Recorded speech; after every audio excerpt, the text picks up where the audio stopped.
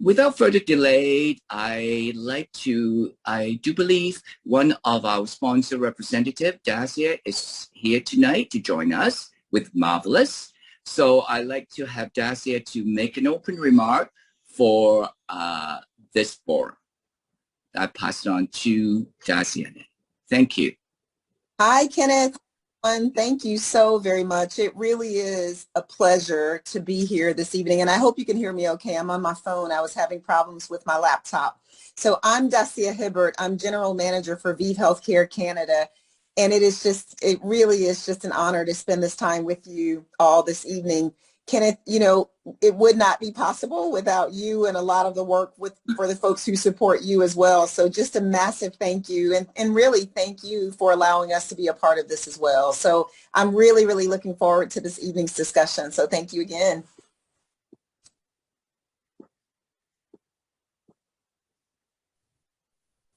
Thank you, Dacia. So now it comes to the juice of the forum. Before that, I would like to introduce you to our moderator of this evening, Justin. So Justin is a Chinese-Thai Canadian working in Kenya as a photojournalist, HIV outreach worker, and HIV testing provider. At home in Canada, he volunteers with Asian Community AIDS Services and is a national ambassador for the Canadian Foundation for AIDS Research. A gay man living with HIV, he is passionate about fighting HIV stigma and making life better for people living with the virus. On his free time, he enjoys watching cooking shows and singing. And Justin, take it away.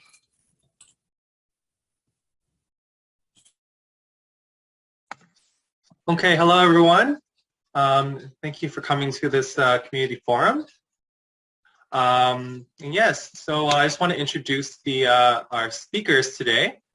Our panelists who are going to be speaking with us today. Our first panelist is Colin H. Johnson. Colin H. Johnson identifies as a gay Black man. In addition, he is a long-term survivor in a PWUD. He works as a consultant with governments and private enterprise on harm reduction, Black and gay issues. Colin sits on the board of PRSAN, Prisoners AIDS Support Network, and is a member of the WGTS Working Group Toronto Submission. And the next panelist is Richard Dalton. Richard Dalton was a street-involved youth who left home at age 15, crust punk squatter, then a restaurant worker, sex worker, and seminal porn performer. He has worked in fashion marketing for companies like Puma and Adidas until they were diagnosed with HIV in 2008. His HIV status and drug use was illegally disclosed, and he received a settlement with the help of Halco. He is a former club kid who surfed the rave and gay PMP scene until becoming a community harm reduction street outreach shelter and residential support worker, using his lived experience to work with people facing barriers to healthcare and housing, culminating in PSW work for an HIV housing organization in the Managed Alcohol and Infirmary program at Student House. Currently, he is a program evaluator and trainer for the Toronto Harm Reduction Response Team and has been on the front lines at safe injection sites during the overdose crisis in Toronto. Okay, and our next panelist is Christian Hoy.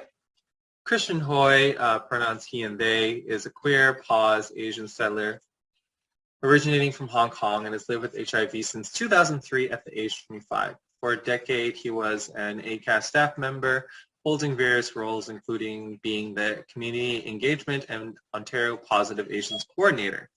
He is an advocate of the greater involvement, meaningful engagement of people living with HIV, GIPA/MAPA, the undetectable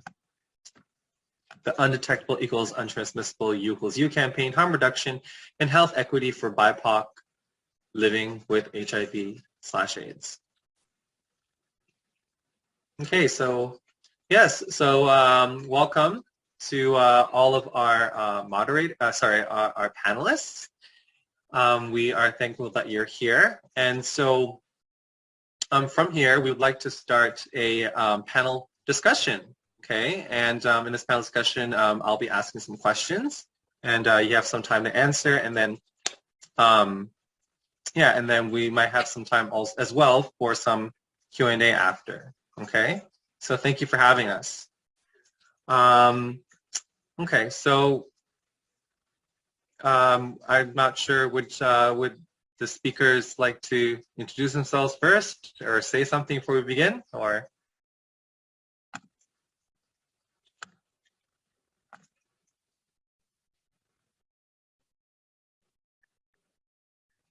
Richard, if you're speaking, I think you're muted. Hi, they finally succeeded. No, I'm kidding. But yeah, I think it's been it's sort of like hearing your own bio and you kind of just lived it, right? Like it's an interesting thing to kind of reflect and sort of look back on surfing this doing all this work and going in deep to do the work. And I think we just forget when we're in it how much we've all done and how much we've been a part of, and the change that we've made.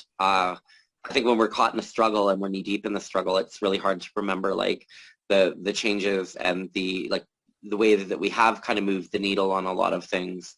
And I think coming out of COVID and the overdose crisis, there's been so much tragedy that it's a really interesting journey. So I just want to say the timing of this is incredible. I think I'll just end on that. I'm just very, very honored and very proud to be a part of these discussions with people that have really done this work, like, for lack of a better term. And I'll probably end up using a lot of incorrect language because I've been doing shelter work for so long that my language has kind of like gotten a bit all over the place, right? But folks that have done the work like kind of in the trenches. So I really have a lot of respect for my fellow speakers and the work that we've all done. So I'll just start with that. Okay, thank you. And would the two other panelists like to introduce themselves before we begin? Colin, would you like to go first? Oh, sure. Okay, I can go first. So yeah, so I was restricted to 60 words from my bio, and which is a good thing. So I've actually been very involved with harm reduction and just substance use. I definitely identify as somebody who uses drugs, and I want to make it very clear, I'm not going to give that up. Drugs provide me with such that my use of drugs has changed over time. And the reasons why I've used drugs have changed over time. And I think that's part of what the discussion is going to be, just to highlight people's drug uses and why and the how and the where. But I think the other factor that I think I really want to highlight is that for many BIPOC populations, we do not discuss drug use. We do not discuss homosexuality. And many of the topics that we're going to be bringing up today are topics that are generally not discussed within our communities. So for me, what I want this conversation to lead to is that people will be empowered to go out and have those discussions with their friends, family, boyfriends, whatever the case may be. And that's that. If we can do that today, I'm more than happy. Thank you. Thanks, Colin. I guess I'll just jump in. Thank you, Richard, for the lovely intro. And I also wanted Colin to speak first because Colin and Richard, you have both done so much for the community, especially around harm reduction. And I echo Colin's sentiments in a sense that a lot of the issues, the intersecting issues that BIPOC living with HIV or not, but those who use drugs are often not talked about within our communities. For me, I guess I had the opportunity to share my lived experiences when I first, found PHAs. So I think, just sharing my lived experience, not only as an Asian living in HIV, but also someone who uses drugs, has really helped me. And I got those, messages of validations from, sometimes from people whom I know, sometimes from people whom I don't know, but they just happen to, read my blog articles or whatnot. So I know there's this need, and thank you so much for PHAs for supporting this event, and also to ACAS as well. I think there's been a lot of progress made within the past decade since I first joined ACAS, right? And people are talking more about substance use and drug use, but I do agree that a lot of times the issues facing BIPOC are not very much highlighted, and this is a very special space when we get to do this. So thank you. I'll hand it back over to you, Justin. Okay, so thank you very much. Okay, so we can start. I was about to start asking the questions, but I have the questions in my email. But for some reason, I can't seem to get into the email to get the questions out. I was wondering if Kenneth or Alex, if you can maybe show the slide or share the questions, so I can't seem to get into my email to get the questions out. Sorry. Justin, can I post it on the chat for you? Yeah, sure. Thank you. Would it be all right? Okay. Yep. Sorry.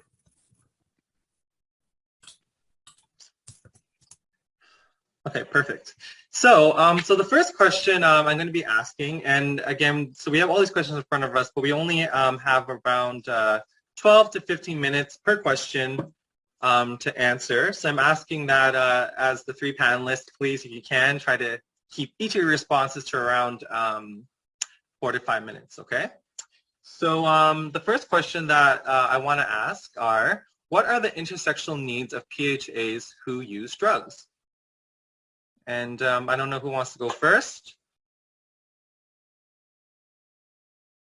I can do that quickly.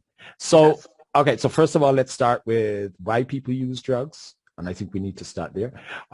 Many of us are in the LGBTIQ community, and drugs are a major part of that community. I know there are many people who don't acknowledge that, but drugs are a serious part of our community, whether it's smoking a joint or whether it's party and play or whether it's doing ecstasy to dance all night long.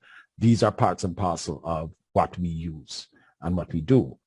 The intersectionalities therefore come from your friends, your social networks, how you party, and just in general, just life. I mean, and I think we can't. That's part of what we cannot try to minimize. That this is a major part of our lives. Intersectionalities can be and it's going to vary for everybody, and that's why we're here, because it's racialized, the drug war, criminalization. These are some of the intersectionalities that we face. The homophobia, the stigma about substance use. And on top of that, for most part, when and if we do speak about drug use, it tends to be from an abstinence lens, which is unrealistic for us and impractical for us. I'm not saying that, don't get me wrong, abstinence, in my opinion, is part of harm reduction. For some people, the only harm reduction they can do is abstinence. And I think we need to understand and appreciate that. But I think the major intersectionality is the silence and the hypocrisy that we have when it comes to substance use within our communities. And I'll stop at that. Thank you for sharing. Christian and Richard, would you like to share, please? Or add anything? Sure. I would just add a few words. I think Colin has touched on them quite well already, but there are multiple intersections related between HIV and substance use. Mostly foremost is the stigma and this discrimination, right?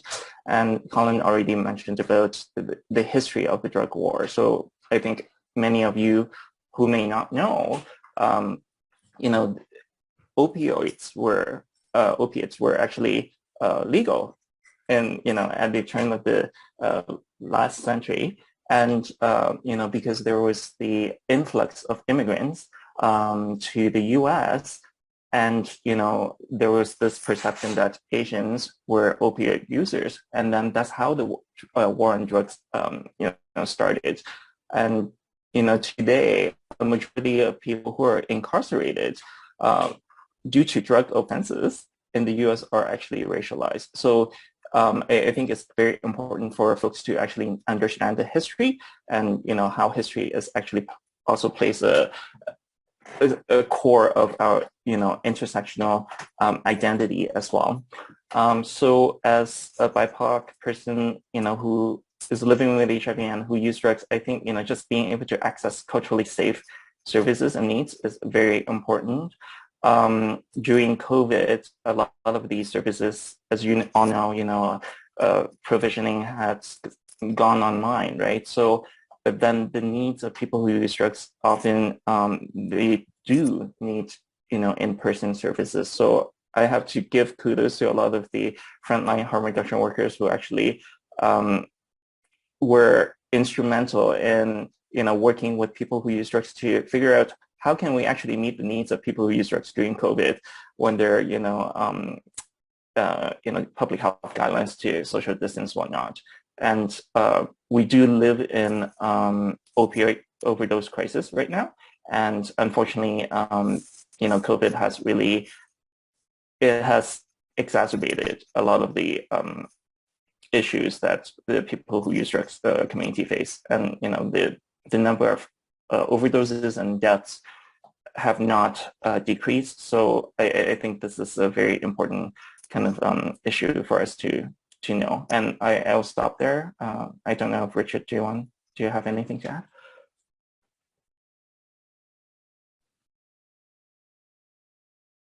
add? There we go. Sorry. Just briefly, if it's possible with me, I think the thing that resonates, because I don't want to repeat anything but like a lot of what Kristen and Colin are saying resonate. And there's specific examples of some of what you're expressing that come up in my mind in the last month that I was working as a PSW at Seton House and seeing the struggle between following health protocols while being in an opioid crisis and the overcrowding in the shelters and just kind of what was taking place. And when I think about, a lot of this, it's so much, there's such a classism to all of this and that it's been happening during a housing crisis. So it's almost like, I don't even want to say trifecta because it's almost like, I don't even know what the term is, but it's like, there's like, 5 or 6 different factors around poverty and development in Toronto and the lack of affordable housing. And it all seemed to kind of stew together right when COVID hit. And so seeing people overcrowded in hotels and going and visiting them and trying to get their walkers up the stairs with no accessibility, like, it was just bare survival, really. And it already was bare survival in a lot of the shelter system. But it was just really, really worsened by COVID. But there was an incredible amount of, I'm always afraid to use the word innovation, but I'll use it, and it because it's often used for not great reasons. But there was a lot of innovative approaches that were from frontline people living the life that just rose to the challenge of supporting their communities. When a lot of agencies, out of necessity to follow guidelines and meet those guidelines, had no choice but to like close their doors and put shelters in front of their agencies and stuff. Put like trailers, do a lot of stuff like that. So really, it was a lot of phone support, and we were trying to do trainings with about 20 harm reduction workers that were placed all over the city, working in various different agencies. So we were getting a very full view of what harm reduction looked like at Queen West, at Regent Park, and it was amazing how the frontline workers who are already sort of doing very precariously paid work really rose to the challenge and came together and came up with solutions to work around and still work safely, and that blew my mind. Like, so, there's so many people in this, so I don't really know if I'm addressing the question really specifically, but it just, the stories, as people were speaking, like, names and people we've lost and the number of overdoses in Toronto really come to mind, and then the burnout that people were experiencing from that already. and then suddenly COVID strikes, and there's this real test of our commitment to the people out there and the people in encampments and the harm reduction that was going on in the tents and just on the fly, like rogue, you know, in warlike conditions. So I'll just end on that I think there's been a real challenge. And I guess when I think of the intersections, I just think of everything from racism, classism to homelessness to really it's been a tremendous challenge for folks out there and folks who use drugs. And you know, there already was a lot of stigma and silence around it. This kind of thrust people's drug use into the streets and into the spotlight and into law enforcement's hands. And that, I think, was a really hard thing to view and to live through. And I'm so happy that that's finally repairing somewhat and lifting, or, you know, at least the pandemic feels like it's lightening up. So, sorry, I don't know if any of that made a lot of sense, but something in there did. So. No, it was great. I mean, I like Thanks. how you, I really like how you kind of, you know, focused and talked about how COVID has really impacted folks who are using substances more than other people, and the need to really address that, right? So thank you for that. And yeah, so thank you all of you for addressing that question. Okay, now our next question that we have is, what does nothing about us, without us, in quotes, mean for PHAs who use substances? Would any of you like to begin that discussion? Sure, I'll start. Christian, you want to go? Doesn't matter if you want to go. All right, sure. Thanks. So look, it's the same, you know, nothing about us without us. It's the same charge and thing that we do with MIPA JIPA. And, you know, Black people deal with enough FUBU. It's, you know, it's unrealistic. And no, okay, so let me put it another. It's impossible to work in a field without going to the experts. And those experts are the people who have done the shit. It's as simple as that, okay? I have a PhD in drug use, okay? I started drug use when I was like 14, and the only drug I don't think I've ever taken is, you know, PCP. You know, I've done everything else, okay? I have screwed on drugs. I have danced on drugs. I have walked around the wall on drugs. I have done my studies on drugs. Thank God for meth. You know what I mean? So, you know, I think we have to be realistic and understand that, you know, you need the people who have been there, who have done it. Okay. So just to give a quick example, a friend of mine works in an overdose OPS center. And a lot of the people who are now getting employed, and this is not to disregard everybody, are people coming out of community colleges with nursing and PSW, don't get me wrong here, PSW things. But when you put somebody like that in a situation where they don't know what the drugs are, they don't know the intermix, they don't know the look, they don't understand any of that, chances are giving somebody fucking naloxone is not going to help the situation. Chances are going to make it worse. Okay? So, but when you have somebody who knows what's out on the street, who knows what's in the area, who understands that look on that person's face, which might necessarily not be them turning blue, but it might be another small item that somebody who is not just drugs cannot pick up on. That's why it's critical and important that nothing about us without us. Additionally, we need to be the ones sitting at the table and telling governments about their policies. The fact of the matter is, if they listened to us 10 years ago, we wouldn't need to be in the shit that we are now. It's as simple as that. Okay? Yeah. Thanks.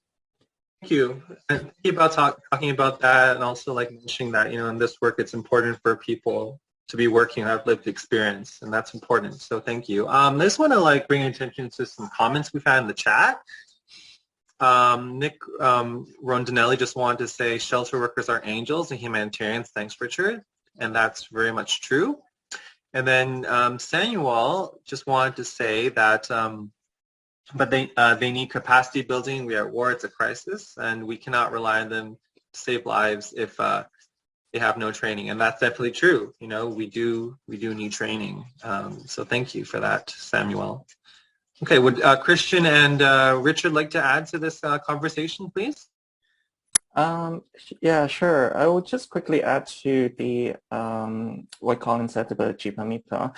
So, you know, like for folks who are in, you know, in the mental health movement, you know, there was a consumer movement in the 70s. Nothing About Us Without Us, very much rooted in that as well.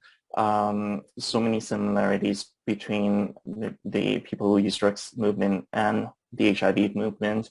I think what I want to add to Colin's comment is, you know, within our sectors, we do need to have the living experiences of people who use drugs, right? So one of our colleagues, Natalie Kaminsky, who is involved with the Canadian Association for People Who Use Drugs, she came up with the term drug culture experts. And I think, you know, that's a really great example of how we describe nothing about us without us. A lot of times, you know, even in the HIV sector, you know, if we live with HIV, not all, but a lot of the positions we get are peer-based positions who, you know, in turn, we don't get a lot of, you know, pay is lower. We don't necessarily get, you know, as much benefits, whatnot. And, you know, how can we actually elevate and respect and acknowledge these living experiences that Colin has, you know, just spoke of, right? So I think even, you know, considering the wording, how we, you know, recognize these expert knowledge of people who use drugs is critical. And I would just stop there for now. Yeah. Yeah, and I think that kind of ties into what Colin said, where he said he had a PhD in drug use, I think you said, right? Yeah, and all those are valid lived experiences that are valuable in supporting other people as well. So yeah, and definitely it's true that you know, for these experiences, people need to be compensated monetarily, right? It's important that they're taken just as seriously. And so thank you for sharing that, Christian. Richard, would you like to add something to this conversation? Yeah, I think the thing that sort of pops up that comes to mind is sort of the Nothing About Us Without Us. I'd gone through, I'm going to be really blunt, but I'd gone through a lot of about 12 years of volunteerism and being on the Speakers Bureau and doing a lot of really valuable work with intakes and really, really pouring my heart and soul into ASO work. And I think when I got into sort of working in the shelter system and working at Street Health, there was a very direct honesty to that work. There were no false promises, and it was very, for lack of a better word, very frontline, very gritty, very real, very straight up. And then I ended up going and working for an AIDS service organization for pay in a professional capacity and was hired for the harm reduction involvement that I'd had and the fact that they had harm reduction funding and had signed on to Nothing About Us Without Us and were very fierce advocates of those words. And I think my experience when I got there started out very kind of like, okay, this is incredible because this is an intersection where all of my homeless experience, all my street kid experience, all my sex work experience, all of my harm reduction experience is going to coalesce into this amazing skill set, and it's going to be great. And then I found myself sort of faced with the reality that we're all aware of, that an agency can be amazing and can do really amazing work and can sign on to harm reduction and receive the funding and really get behind it, but it doesn't mean that every person within that agency is behind it.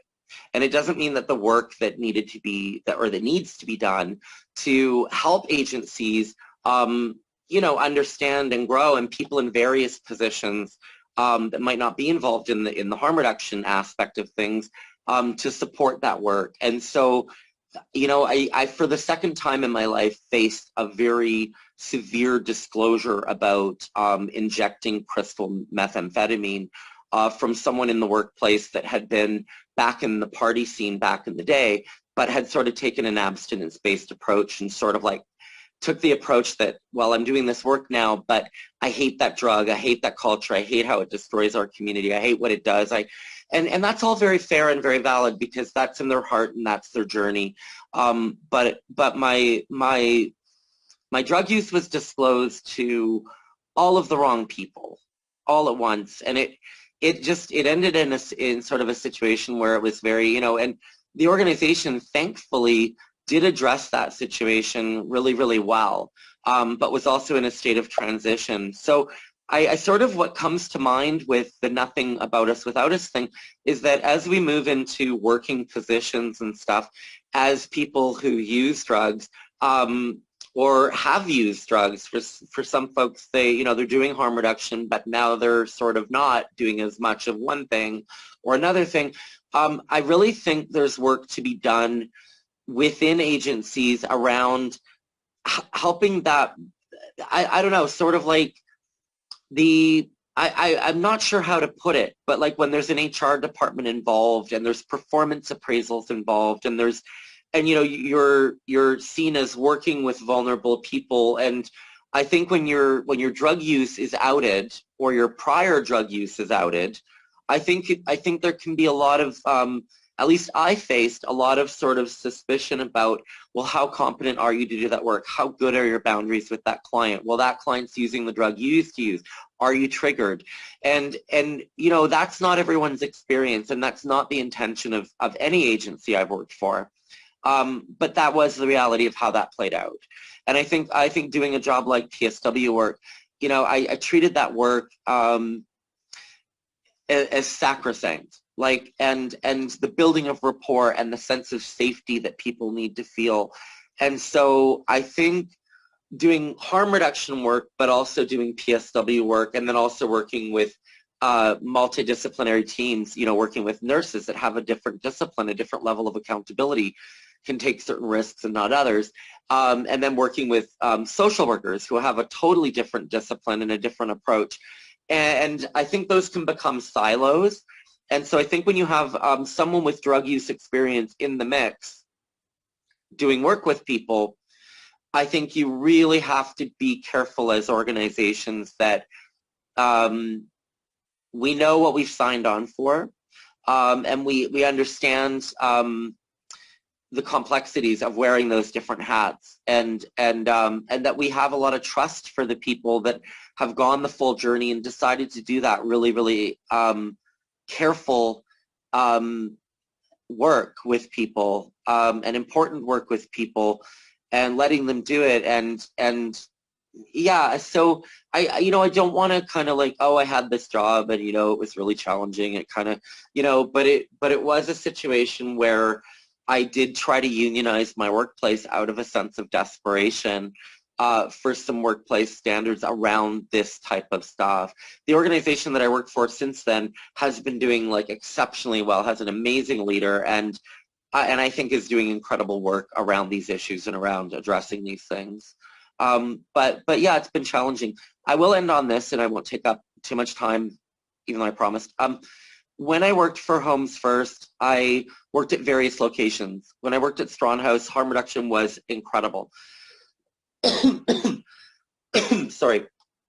But one of the weirdest experiences I found was working up at the Warden Shelter, where they signed on to harm reduction, but I had people throwing out condoms and throwing out the harm reduction supplies I was bringing because they believed in abstinence. And so I was forced to create a code system where you asked, sorry,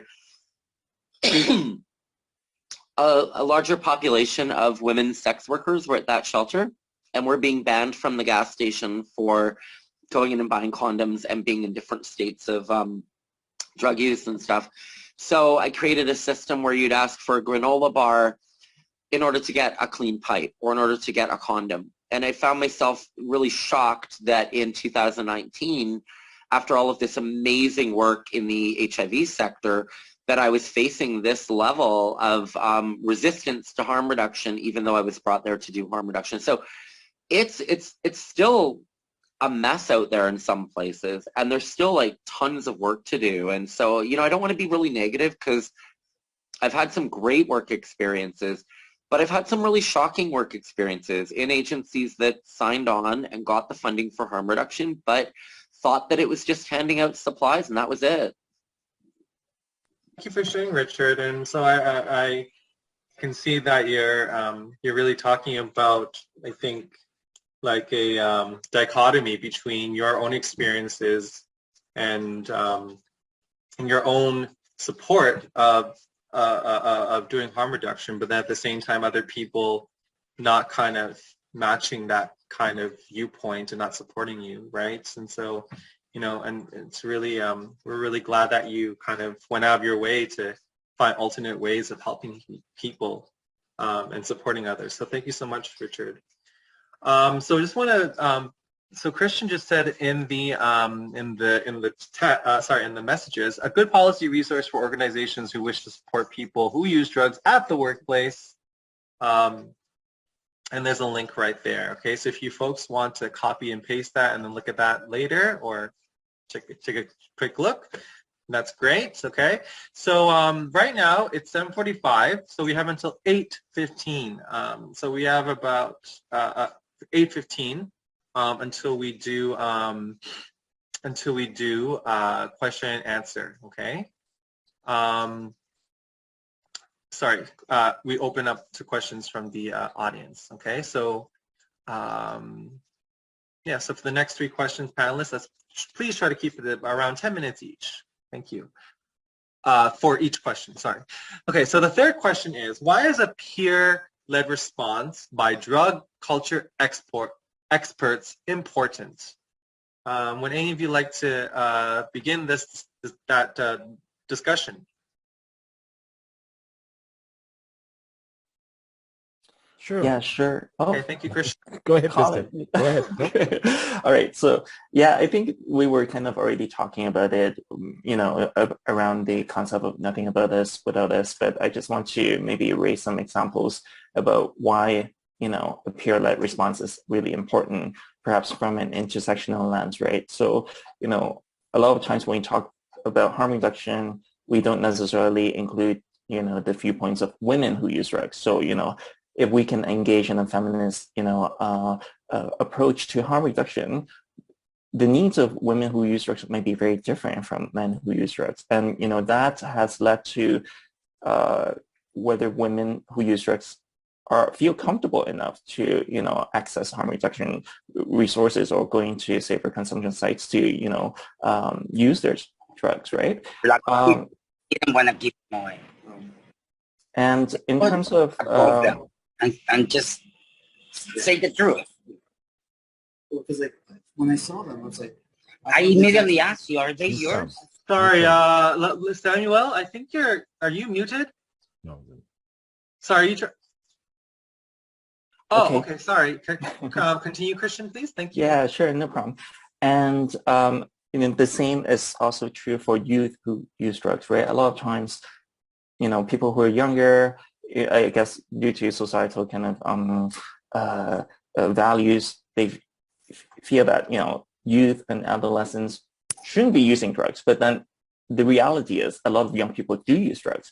And if, you know, the services are only catered for adults who use drugs, you know, there might be a disconnection. So I think having a peer-led response really ensures that, you know, the service providers know what they're doing. And within the context of BIPOC people living in HIV who use drugs, I think, you know, living in Toronto, we're quite privileged and lucky to have had a number of safer consumption sites being built.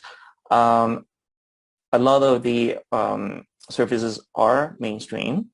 And I think, you know, a lot of the ethnocultural aid service organizations have traditionally not provided harm reduction supports due to many different reasons. And part of it is due to a lack of capacity, right? Like I think funders usually tend to fund larger organizations to do certain work.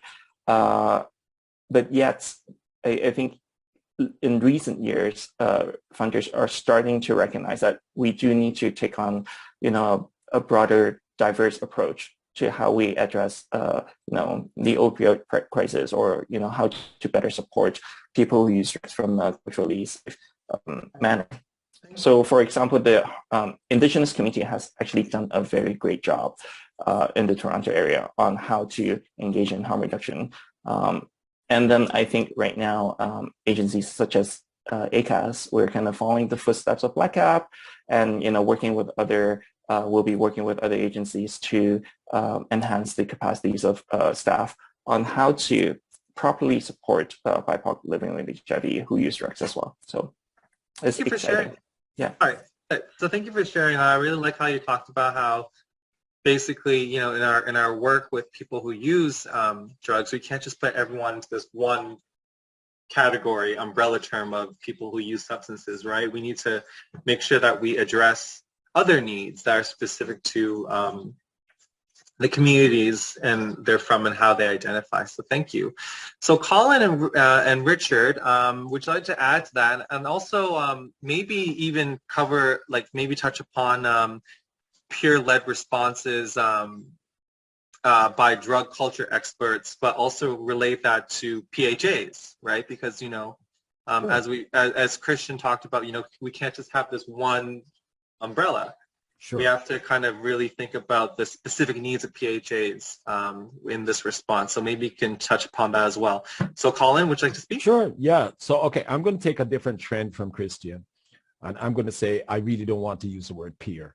And the reason is especially within our communities, that term is so loaded. It also is automatic disclosure, and that could pose problems. So I don't want to use the term peer. What I do want to use is the term drug culture experts, because that's really what we're talking about anyway. And the term drug culture experts actually, I think, as Christian said earlier, gives an sort of authority and a certain respect to it that the term peer no longer does. When we use peer in our community, it could either mean you're HIV positive, or you're somebody who uses drugs, or a sex worker, or whatever the case may be, within that small confinement of your own group. So that's part one. And because of that, I also think that anything that drug culture experts are going to do, they're also going to do within the confines of the cultures that they are in themselves. So for example, I am Black, I can work best within the Black community, et cetera, et cetera, et cetera. Part of this challenge I think we have is getting people to acknowledge and admit that they use drugs and are willing to be disclosed about it. Within our communities. So I think a major part of what we need to do is to empower people, but we also need, again, as I said earlier, to get away from the hypocrisy when it comes to substance use. The true reality of substance use anywhere is that 90%, 80% of the population that uses drugs don't have a problem with it. So the issue is, and the people who we tend to see are the people who have challenges.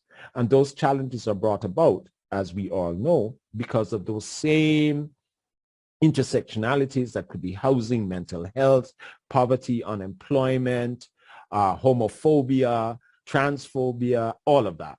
So I think we need to be when we speak as drug culture experts, we also have to understand that we're dealing with so much more than we are. And the final point I want to raise is that harm reduction as we know it presently is a very white thing. I don't blank when I use terms. There is no Black model for harm reduction, and I suspect there is no Asian model for harm reduction. What we are doing is trying to adapt to a system that is based in colonialism, as well as the frustrations that we've had to deal with racism. So until we can actually create a model that acknowledges, just like the indigenous people have, and use the same systems that we have, be it family connections, other health alternatives, acupuncture, whatever the case may be, smudging, healing, blah, blah, blah, until we can get a system that appreciates the various localized cultures, aspects of how we use drugs, then we're really not going to get anywhere. And to get back to what I think Christian might have said earlier, was that another problem with the harm reduction system that we presently use is it treats people who are BIPOC as one homogeneous group. So for example, it treats blacks, all blacks, as like we all come from the same place. And there's so many Americans and Americans who do not realize that Africa is made up of 54 different countries. I think it's 54 at my last count. I might be wrong on that. Or Asia, you know what I mean? You see what I'm getting at? And within those subgroups, drug use is different. Okay, the language is different. So for example, if I were to tell you that, I saw a guy drinking lean, chances are nobody here would know what I mean. But it is a drug that is used within the African, Caribbean, and Black experience. So we need, as drug culture experts, to know what's going on. We need to try to adapt the systems that we have to make sure that we are using culturally appropriate language as well as concepts to address the drug use.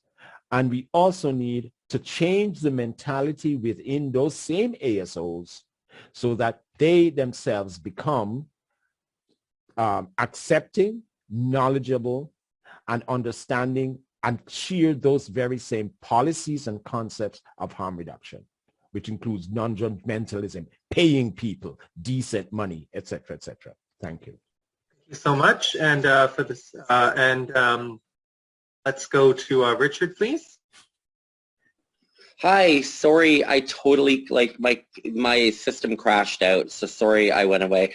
If I do lose anybody, or if I lose contact, I really deeply, deeply apologize. I prepared, but my charger and everything is kind of going wonky. I think if I could just get the question again, I'm so sorry. The question is, why is a peer-led response by drug culture experts? Yeah, right. Well, I think because I think we've all worked in different capacities in different spaces where we've just seen examples of a lack of understanding, a lack of trust building. I think harm reduction and the stigma that it's surrounded by requires a continuum of care, but a really sensitive trust building continuum that isn't outcome based right away, and an understanding that every interaction leads to, greater access, or somebody may start accessing services, very shyly or something, but might really need the assistance and stuff. And I think automatic rapport, like even what I've learned, as hard as it is to believe, coming from me, it's quite rich, but I've learned the power of silence, where just even someone sitting and making eye contact, and that they get it, they understand and they've lived the life without even them disclosing anything. There's great power in that vibration. There's great power in that connection, and that sort of living example of, okay, well, if you can be here doing this, then kind of so can I. And I don't want to sound like a socks pull-up mentality. I don't mean it that way. I just mean like connecting with someone that has managed to somehow throw off even one iota of the shame that comes from drug use. And you see that, it just shows you that something's possible, and that there's change being made, and there's incredible empowerment coming from even things like getting together and doing kit making and just bonding and talking and having conversations and feeling like you're involved in a different aspect of drug use, you start to learn about the complexities, and you start to connect with people you might not have connected with. Like, we tend to look inwards and be a little myopic in who we use with and that type of thing, and forget that there's multiplicities and different communities of people who use drugs. And yeah, so I think a peer-led response, like I as well am a little like we're still sort of out of some necessity using the word peer, just because we know what it means. But I've also seen the word peer be very stigmatizing to people in agencies, where it's at first started out as a real talent recognizing term, but then it became things like, oh, you can't use the photocopier because you're a peer worker. And then I think also it implies that peer work is like, saintly or volunteer work, or it's like kind of savior complexy work that doesn't deserve to be paid properly with proper labor standards and stuff. And so I will end on this. I'm really happy to see the needle move a little bit with some of the things like to wave a flag a little, like Toronto Harm Reduction Response Team, which got together realizing that there were all of these harm reduction workers working across the city in different agencies that really were not getting the support in their agencies that they critically needed. And so they would come together and to a central hub and get that support there. And then that central hub could push for equal wages so that St. Stephen's is paying the same as Regent Park, is paying the same as Queen West. But the pay scales were drastically different across these agencies. And so, yeah, and the peers or you know, experts. I liked Colin's phrase. I'll try to be picking that one up. But anyways, that's all I have to say. Sorry.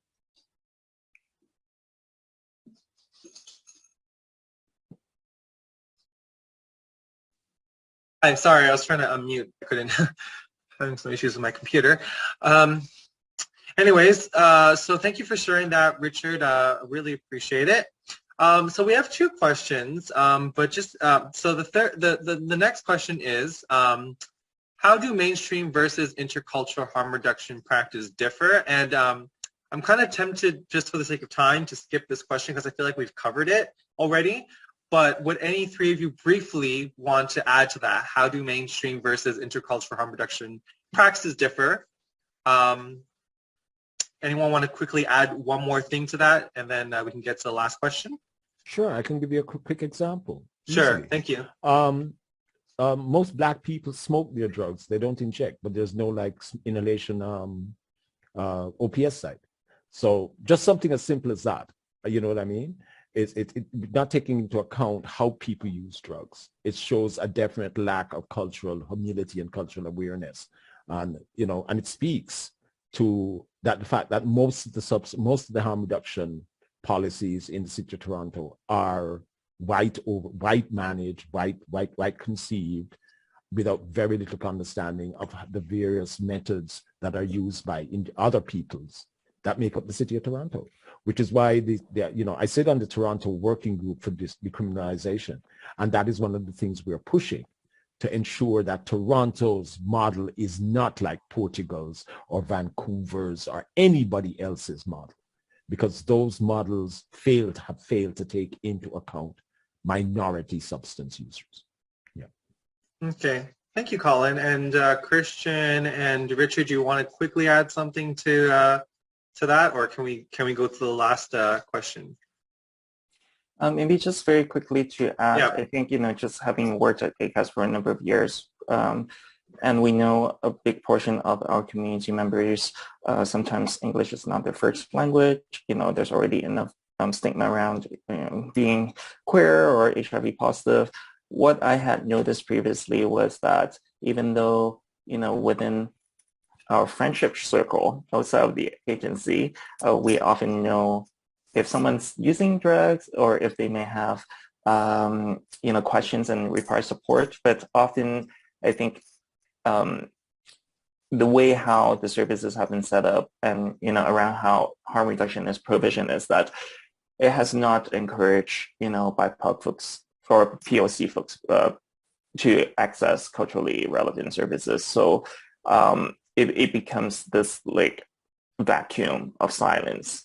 And it has led to some of the members of our communities to offer informal harm reduction services, right, to their peers, yet they don't necessarily, they aren't paid for it. Sometimes they may or may not have the necessary training. And, you know, when you're doing this line of work, there needs to be support as well, right? Because the immensity of the pressures and, you know, the rising number of deaths and whatnot, it really takes a toll on, you know, support staff, right? So and I think, you know, agencies need to really think about how can we reach, let's say, we know that there are Asians living with HIV or not who are using drugs, but they're not coming to the agency. How can we be creative so that we actually reach them where they're at. And I think that's what we need to think about. Yeah. Thank you, Christian, for sharing. And Richard, would you like to quickly add something to that? How do mainstream versus intercultural harm reduction practices differ? What have you seen? Well, definitely what I've seen is sort of a lack of cognizance, kind of like Colin touched on it, like sort of like using patterns and drug culture patterns amongst different communities, and sort of like different levels of stigma about certain types of administration, like how drugs are administered and that kind of thing. And the other thing I've noticed is that like in a lot of our agencies that do harm reduction, and not all, there's been great change in this, but some of our agencies are still doing very like discreet, like backroom harm reduction, where you have to ask at the front desk, you have to out yourself, and then you have to be brought to the back of the agency to a sequestered location where nobody's looking, and then given this stuff discreetly, kind of out of, and I think the intention sort of is put forward that it's out of confidentiality and respect for that client, but I've actually seen it be more like, let's get this person who, I'm going to use bad language, not my own language, but this person's a real mess. Let's get them out of the lobby. Let's get them out of the area, out of the, they're making the other clients think that this is what we're about. And that is what we're about. That is what we're supposed to be about. Like, it's not a two-tiered system where, you're a client, you're a shining star, you check all the stat boxes, you're on the speakers bureau, you're doing the SIP, but all of this stuff, all this valuable stuff that now you're using. So now it's time to be, kind of put to the back of the room and sort of like, okay, we're going to help you out, but it's going to be a lot more discreet. And so I don't think that's the norm at the moment. I think there's a lot of agencies with harm reduction supplies right in their front doorways. But I still think some of our agencies are still doing that. Thank you for sharing, Richard. Much appreciated. Okay, so the last question, and we have 10 minutes for this, panelists. How can mainstream and ethnocultural aid service organizations, or ESOs, better support PHAs who use drugs? And again, I feel like we already covered it a little bit, but what are some things you want to see in terms of improvements? Who would like to start the discussion? Money. Money, Colin. Okay, Colin. Let's start with the basics. Okay, let's be realistic here. Okay, so one of the things I always say, I was actually at a meeting with public health, somebody from Public Health Canada. I forget. I think they might have been a minister. Anyway, they were way up there. Not that I gave a shit. And they asked what was going on. And what I basically told them was that the same amount of monies that you have given the white people them over the last 30 years to do with harm reduction, you need to give the rest of us. Okay? It is unrealistic for us to take any less. I mean, we're starting at the bottom already, okay? And you need the funding. You need the funding for the supplies. You need the funding for the counselors. Because I think what we need to understand is that substance use, harm reduction is not just about substance use. It's about substance use. It's about HIV. It's about prevention. It's about preventing STDIs. It's all of that, okay? And to get that properly done is a major factor is education. A major part of that is reaching out to the people. So you need big outreach staff, which means you're going to have to pay people decent freaking money for people to be going out in these communities and doing shit, okay? I do not work for free, okay? I stopped that shit about 5-6 years ago, okay? I do not work for free. I had somebody recently offer me $40 to come and do something, and I told them what they could do with it. Trust me, it was not very pleasant, but I told them what they could do with it. And I hope they did, because it should have been interesting to see them do it. But anyway, so what I'm getting at is we need funding. But one of the ways that mainstream organizations can help us is by getting us to the table, bringing us to the table, making sure that our voice is heard, helping us with fundings, as in creating partnerships. So, for example, we might not be able to do something, but they might have an in, et cetera, et cetera. This is what we need to do. More networking, critical and important. And a major piece, as I've said earlier, is to transform the mindset within our organizations that, for the most part, believe in abstinence programs. As Christian pointed out, and this is also very important, We need to work with our youth. There should be mentorship programs, and we definitely need to work with women, because for the most part, women who use drugs are not even seen within our communities. And that is a sad thing, because I know a lot of my girlfriends use drugs, and they're great people. We also need to work on teaching first aid, etc., naloxone use, all of that stuff. I think is very important and crucial. Thank you.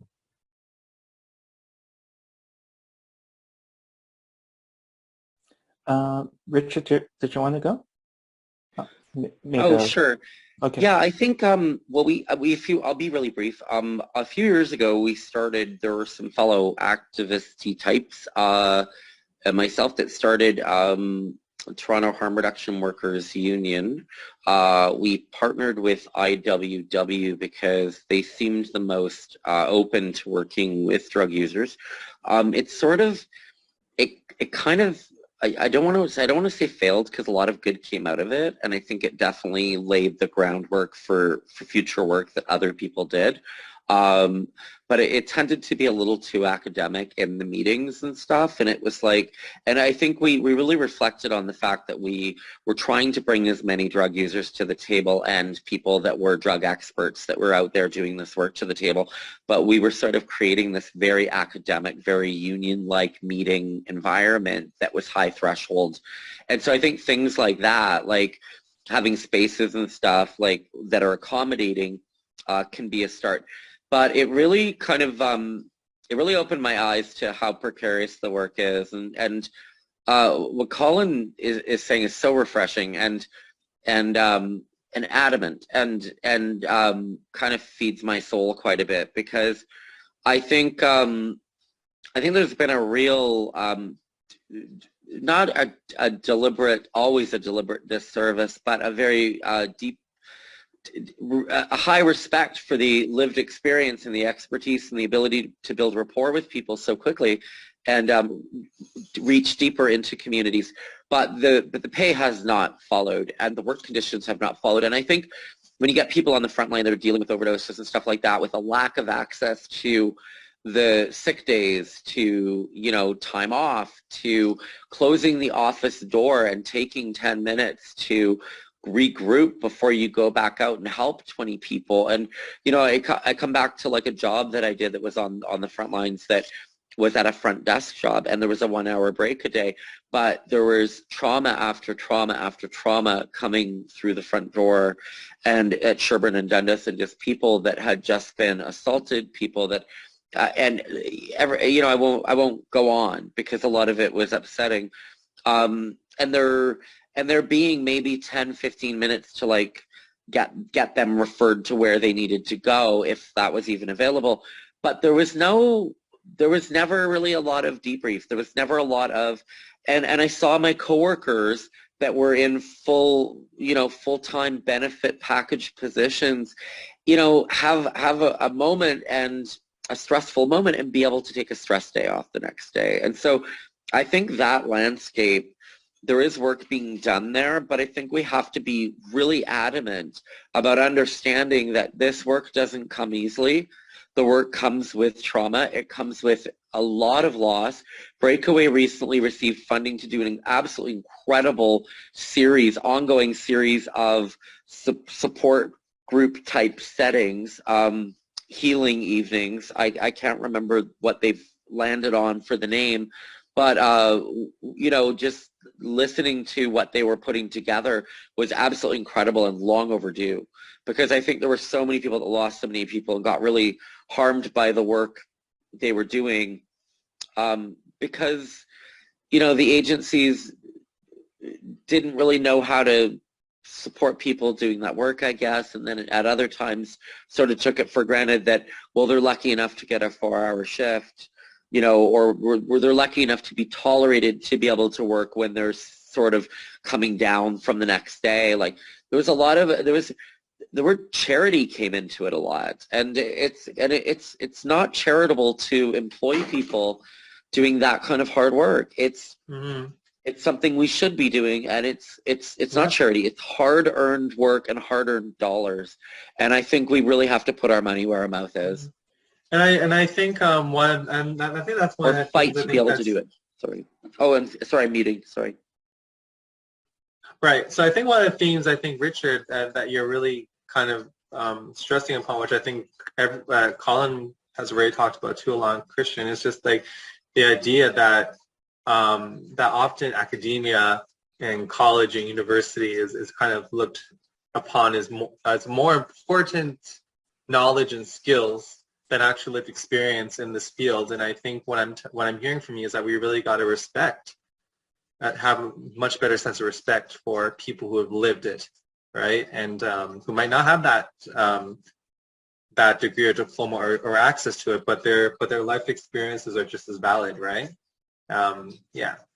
So thank you so much. Christian, would you like to add to that? Just very quickly. So a few things. I think, in terms of agencies, it's important for them, don't make assumptions.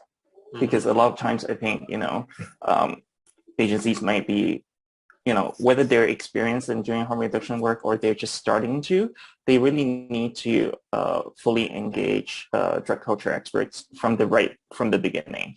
Don't, invite us kind of midway through or, when do you think you're going to get the funding? Because, that's not really nothing about us without us, right? And I think, it's important for I think within the harm reduction sector, I think this is already acknowledged, but we need to reiterate that being able to use drugs is a human right.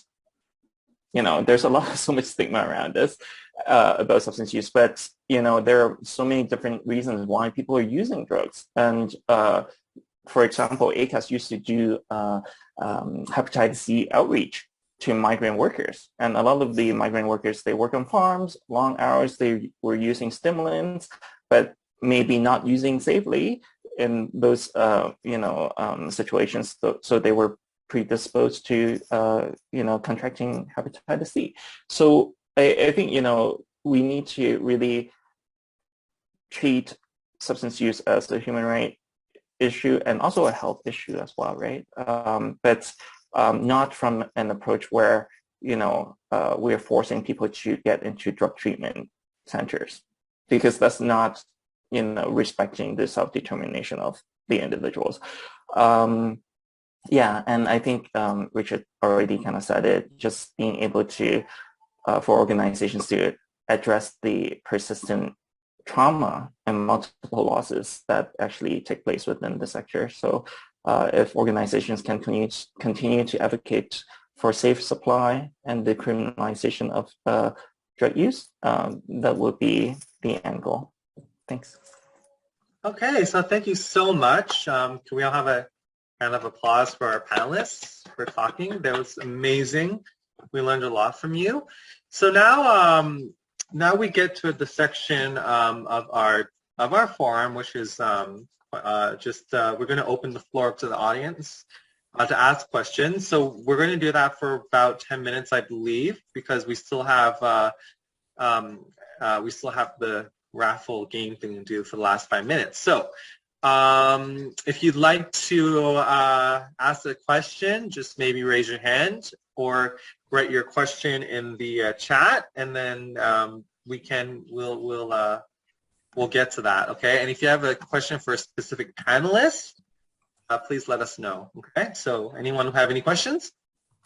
Marvelous. Yes, we have Marvelous.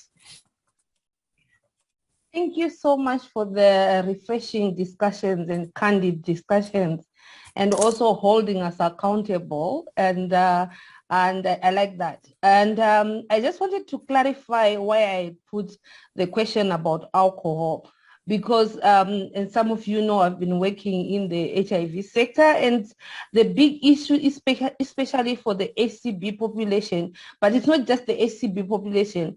It's also other population. There's been issues on, I don't know the right terms to use. So if I don't use the right words, please forgive me. Excessive drinking, and then people, and also using drugs, but then people would hide behind excessive drinking and not being able to talk also about the other things that they're taking. And at church, I go to church, and when I do sessions, I have parents following up with me to say, please, can we talk to our youth, or can you come to our house and try and counsel our youth?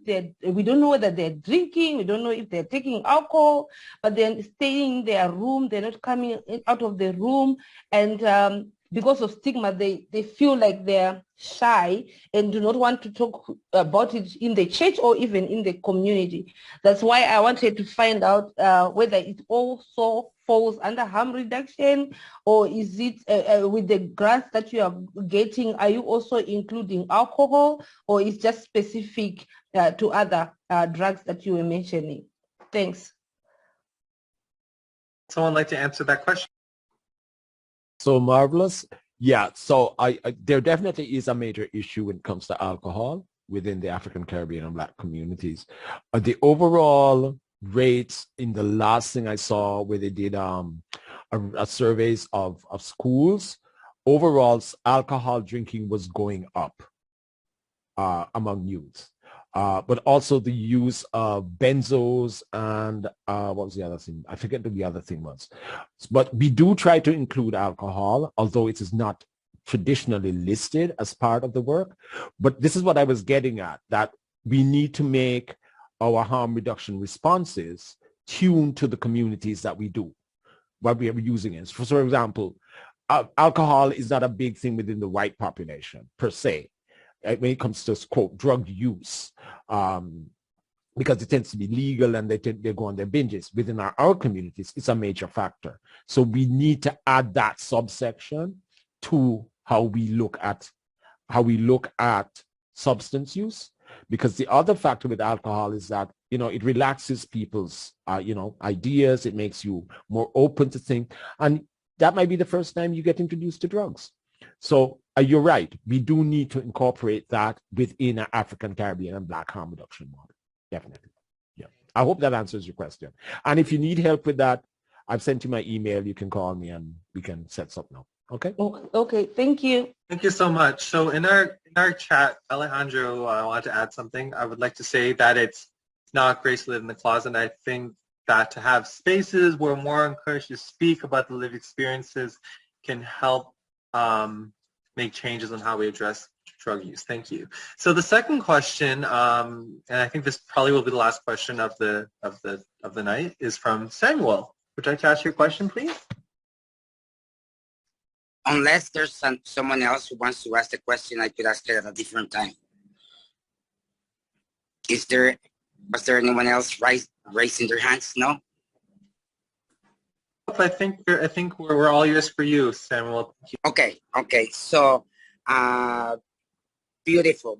Thank you so much for this opportunity. It's very awesome to learn among ourselves. My question is regarding ourselves. How do I teach myself to not judge my peer, to not judge another drug culture expert? When I have identified as such, I have had people laughing at me. How do I differentiate? How do I tell someone I use drugs, I don't party? How do I not get kicked out of work if I am being judged for using a substance or for partying instead of using a substance? How can I start that conversation so that I know that among ourselves, we understand each other before we try to change the world? And I say that because it happens, and it has happened to me with coworkers, and I feel limited in language, in how to say to someone, I'm jonesing, I'm withdrawing, right? You don't go to work and you say, I'm hungover, right? But I have gone to agencies when I have felt sick, and I have been judged as a substance user because I am an open book. How do I make sure that I'm able to access services without judgment in the places where services are supposed to be provided? Okay, so I don't think we have Richard here at the moment, so maybe Christian, would you like to answer this one since Yeah, Colin did the first sure. one? Thanks, Kamal, for your question. It's very important and relevant for sure.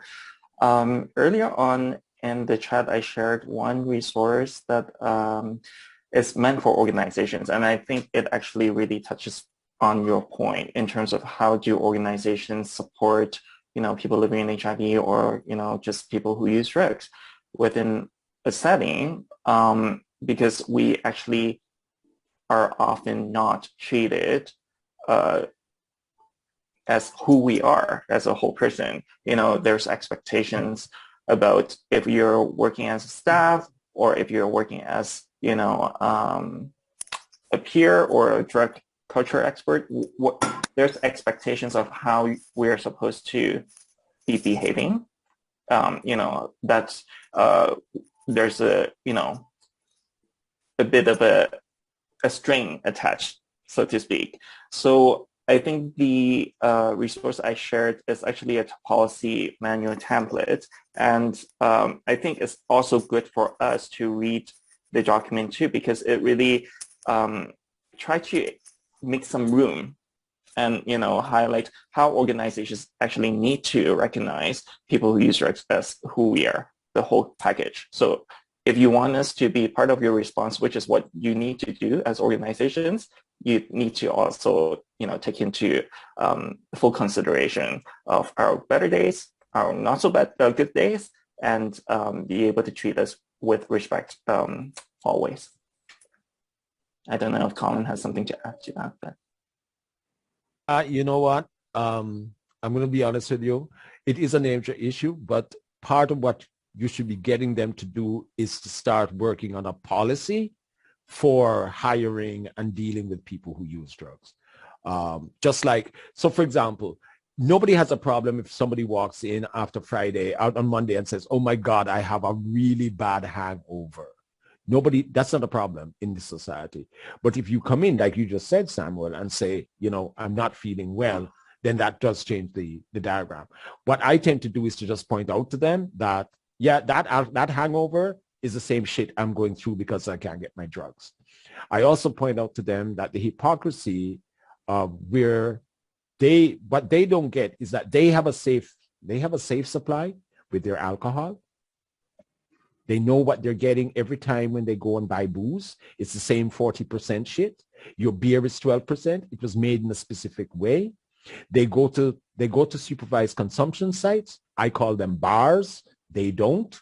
But this is the reality that I think you have to try to get people to understand, that all we're trying to do is to just give us the same fucking level and the same rights and the same choices. So, and if that doesn't work, I just tell them to fuck off. Yeah. Thank you for sharing, Colin. That's actually, it's very good advice. Sometimes it's very good to tell people to just F off. I like how our friend Michelle there just gave us a thumbs up for that. It's very true. And Lily says, love it. So thank you. Okay. So let's give another round of applause to our panelists who answer those questions. Also a round of applause to our wonderful friends Samuel and Marvelous who asked those questions. Those were brilliant questions. So thank you.